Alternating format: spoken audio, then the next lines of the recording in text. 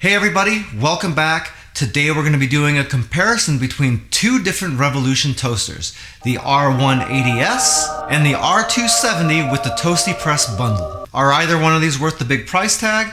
Watch this video and find out. So you ready? Let's get into this.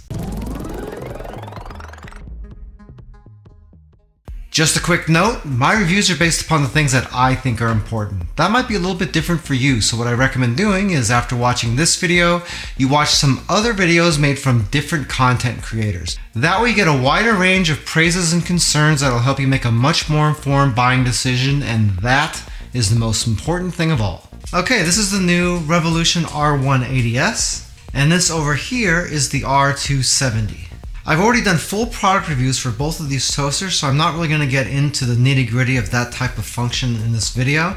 It's basically just to compare the two different models just to see what's different between them. If you'd like to see full reviews, I do have a card right up here that's linked to the reviews for both of these machines. First, we'll get into the obvious. The R180S has this matte black finish along with this chrome-topped plastic front bezel.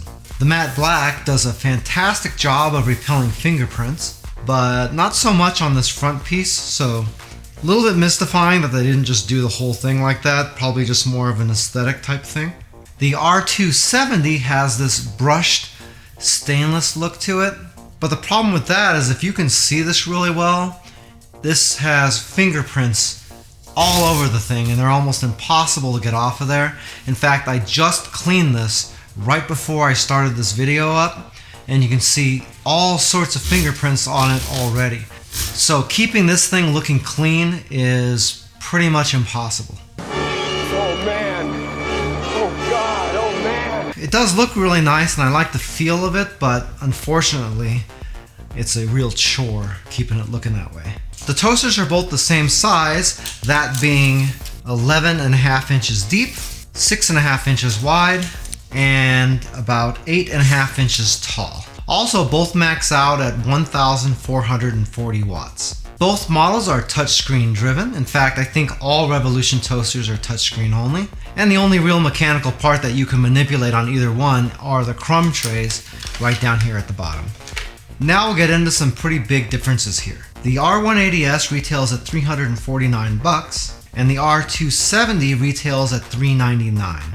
However, back when I bought this R270, I ended up getting it for $369, and it came with the Revolution sandwich press and also a warming rack.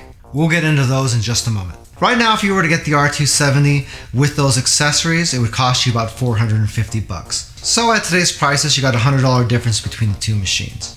When you get into the machines here, that's where you're going to start seeing a lot of differences. The R180S has 5 different types of bread that you can cook. You can do waffles, you can do English muffins, regular bread, bagels, and pastries. You can do them at combinations of fresh, frozen, and reheats. And for the most part, you can manually set the amount of darkness that you want. Also, if you were just using regular bread, you have the option to use the Toasty Press, which is this thing right here. This doesn't come with the R180, you have to buy it separately. But if you were to get one, it would go in the machine just like this. Don't worry, it doesn't sit up there like that, it gets sucked down into the machine by itself. But having this would enable you to make panini type sandwiches and grilled cheeses and stuff like that. If you go into the settings, you have controls for brightness, volume, the time and date. It has a Wi-Fi enabled piece in it, so it allows the time and date to be set automatically. It allows this to pick up your location for you. And since it could do location, it can also give you local weather. Since it's internet connected, it means you can also download software updates for your toaster. Personally, I've only seen one software update and it didn't change really any function on the machine, so I'm assuming it was just some tweaks and bug fixes. But what I'm hoping for is that the software updates will expand the amount of stuff that you can cook up here, because to me this might be a little bit lacking for something that costs this much. Moving over to the R270, as we look at the R270, remember the only options that we had on the 180 were bagels, Pop-Tarts, waffles, English muffins, and bread. Bread being very general for whatever type of loaf bread that you happen to have. Okay, back to the R270. Again, we have those same options where you got fresh, frozen, and reheat. You can set the darkness between 1 and 7 as well, just like the other machine. However, this machine also has the option to select gluten-free versions of just about any kind of bread that goes in here. When that's selected, you can see the little gluten-free symbol over the top of the bread to indicate what you've got there. So by default, I got regular bread, bagels, cinnamon swirl, waffles, and English muffins. However, you can see this arrow here, I have a second screen. No way. If I were to flip over to that, I have 5 more options here. I've got wheat bread, the frosted pastry like over on the other machine, the warming rack, which is this guy right here, and that would just set on the top of the machine just like that. That works out really good for something like a croissant or a cheese Danish or something like that. Moving along, we've got some sourdough bread here and toaster strudel, and back to wheat bread. Now, in addition to all that, if I go into the settings on this machine, you can see the settings screen looks completely different from the R180S. You got your brightness control and your volume control just like on the other machine, along with the time and date, which you have to set manually. The reason you have to do that is because the R270 doesn't have those smart functions. However, this machine has an extra thing called selection preferences. If you go down here, this is where the real difference with this machine lays. You can see that I have 2 different pages, page 1 and page 2, and all this stuff up here represents the stuff that I was just mentioning on the other screen. You've got a much larger selection of different types of stuff here. The check marks represent the stuff that I have selected either on page 1 or page 2, and the stuff with no check marks is the stuff that I don't have selected right now to be shown on the shortcut. So this machine in total has 18 different bread types that you can select, and also keep in mind that there's gluten-free options for most of those things too.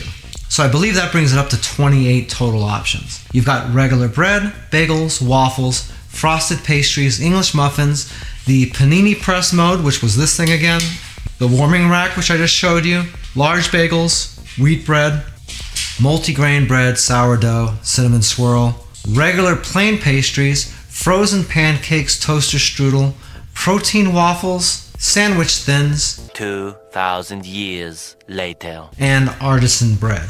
Each one of these options does cook the bread slightly different, and it's kind of tailor-made to the exact thing you're putting in it. So as far as options goes, this machine has way more of them. Obviously, this one doesn't have the smart features, but I'm not really sold on the fact of whether you actually need those or not. Based on the way these machines are right now the second, I'd say that unless the smart features are going to enable extra bread types on this machine, then the smart functions are pretty much worthless as far as I'm concerned. Couple that with the fact that this machine can be had on sale for about $50 more than this one with all the accessories at certain times of the year. It makes this one a much better buy. Hey, by the way, if this is your first time here and you want to learn some cool new recipes, get some great cooking tips and tricks and all sorts of other kitchen related things, then start now by subscribing to the channel and clicking the notification bell so you never miss a thing.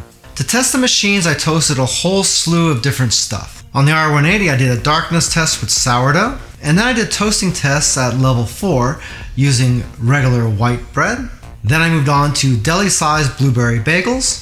After that, I tried toasting some strawberry Pop-Tarts. After that, fresh English muffins. And for the last toasting test on this machine, I toasted some frozen Eggo waffles. The tests all came out good. In fact, you can tell that it's a second generation toaster because I believe the toasting was a little bit more even than it was on the R270. I'll show you the results of that test in just a second. Some of the testing didn't produce perfectly even toasting results, but for me that really wasn't a problem. It did a pretty darn good job. However, that might be a little bit different for you, and judging by how much these machines cost, a lot of people are going to demand absolute perfection. Testing the R270 took a lot longer. In fact, I tested multiple darkness settings for multiple bread types, and I went through an unbelievable amount of bread.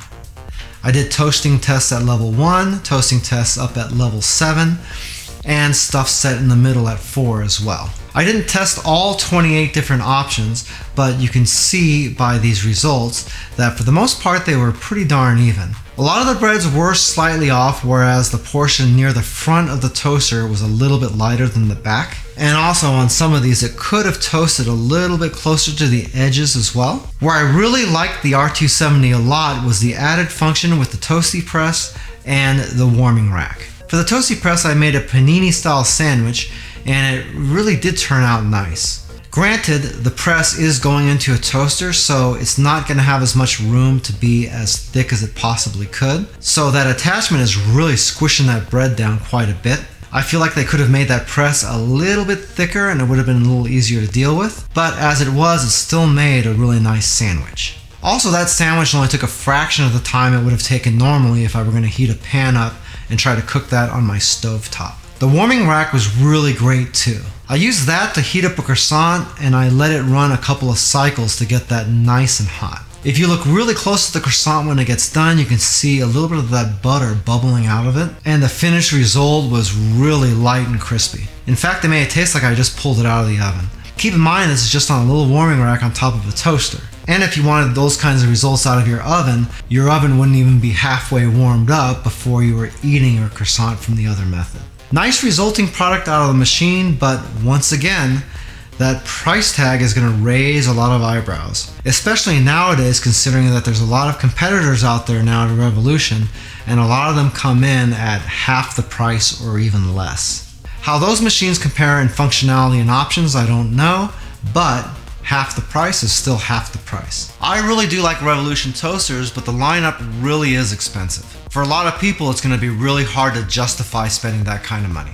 However, if you are in the market for one and you can find the R270 with the bundle at a discounted price, definitely that's worth looking at. The R270 really does have a lot more functionality, and I've actually used that warming plate a lot more than I ever thought I would. Is either one something that you really have to have?